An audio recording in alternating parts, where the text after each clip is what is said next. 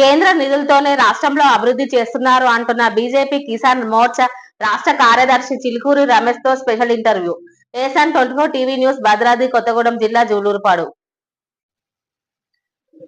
ATV news కు స్వాగతం. మనం భద్రాద్రి కొత్తగూడెం జిల్లా జులూరుపాడు మండలంలో ఉన్నాం. జులూరుపాడు గ్రామంలో మనతో పాటుగా బీజేపీ రాష్ట్ర కిసాన్ మోర్చా రాష్ట్ర కార్యదర్శి చిలుకూరి రమేష్ గారు మనతో ఉన్నారు.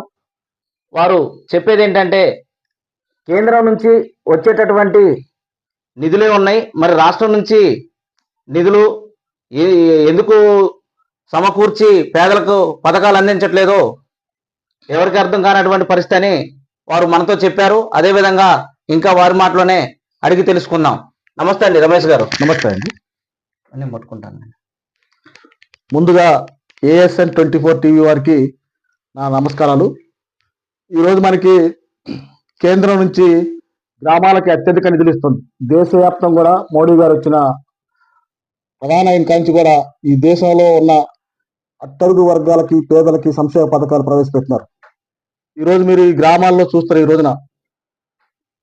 ఈరోజు పారిశుద్ధ్యం కానించి, స్వచ్ఛ భారత్ కానించి, గ్రామాల్లో సీసీ రోడ్ల వరకు కేంద్ర నిధులతో నడుస్తున్నాయి. ఈ రోజున గ్రామ పంచాయతీ బిల్డింగ్ కట్టారంటే కేంద్ర నిధులు, శ్మశాన వాటికి కట్టారంటే కేంద్ర నిధులు, డంపింగ్ యార్డ్ కట్టారంటే కేంద్ర నిధులు. అదే కాకుండా ఈ రోజున కేంద్ర ప్రభుత్వం నుంచి చాలా నిధులు వచ్చాయి. వాళ్ళు ఒక 10% యాడ్ చేస్తే 90% ఇస్తారు. 10% యాడ్ చేసే పరిస్థితి కూడా లేక కొన్ని నిధులు తిరిగిపోయిన సందర్భాలు ఉన్నాయి. ఈ రోజున ప్రధానమంత్రి సడక్ యోజన రోడ్లు ఇస్తున్నారు, వాటిని ఉపయోగించుకోలేకపోతున్నారు. ఇక్కడ ఏజెన్సీకి 1000 కోట్లు ఇస్తున్నారు, ఆ నిధులు కూడా ఉపయోగించుకోలేకపోతున్నారు. ఈ రోజున రాష్ట్ర ప్రభుత్వం కేవలం ఆచరణ కాని హామీలు చెప్పి వాటిని అమలు చేయలేక తర్జన భర్జన పడుతుంది. కానీ ఈరోజు కేంద్రం ఇచ్చే నిధులతో గ్రామాలు నడుస్తున్నాయి. ఎందుకంటే ఈ రోజున మీకు మనందరూ తెలుసు, ఈ రోజున ప్రతిరోజు నిత్యం గ్రామాల్లో ఈరోజు వీధి దీపాలు వెలుగుతున్నాయి. కేంద్ర ప్రభుత్వం నుంచి ప్రతి మనిషి లెక్కేసి దాదాపు ఒక మనిషికి 1620 రూపాయలు చొప్పున మనకి జనాభా ప్రాతిపదిన ఇస్తుంటారు గ్రామ పంచాయతీ నిధులు.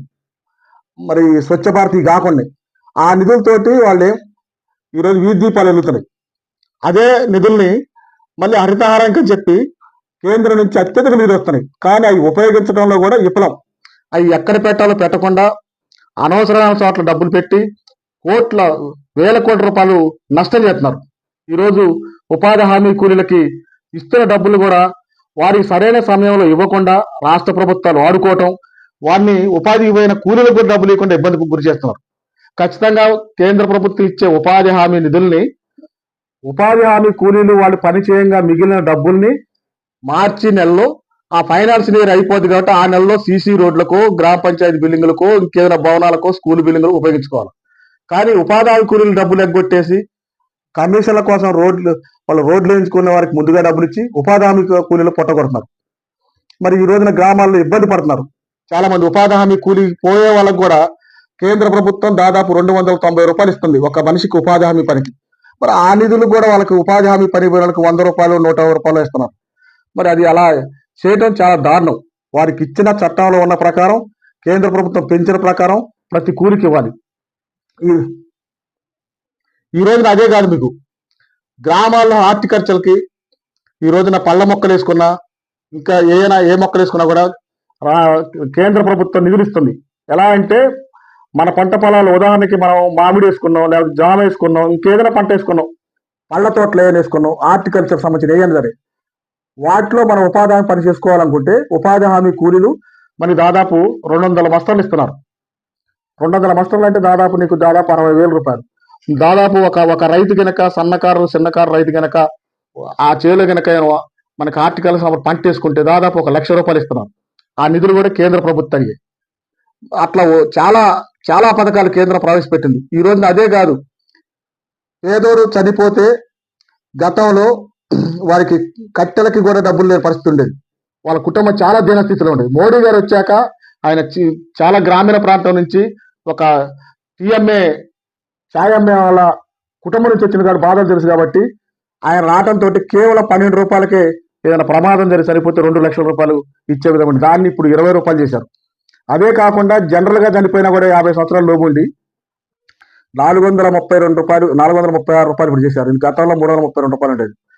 కానీ ఈ చిన్న చిన్న పథకాలే ఈ రోజున గ్రామీణ ప్రాంతాల్లో సంవత్సరానికి 20 రూపాయలు ఏదైనా జరిగితే 70 సంవత్సరాల వయసు వరకు కూడా 2 లక్షల రూపాయలు వస్తాయి. చాలా మంది గ్రామాల్లో చూస్తున్నాం ఈ రోజున ఈ పథకం ఇంప్లిమెంట్ అయిపోయింది.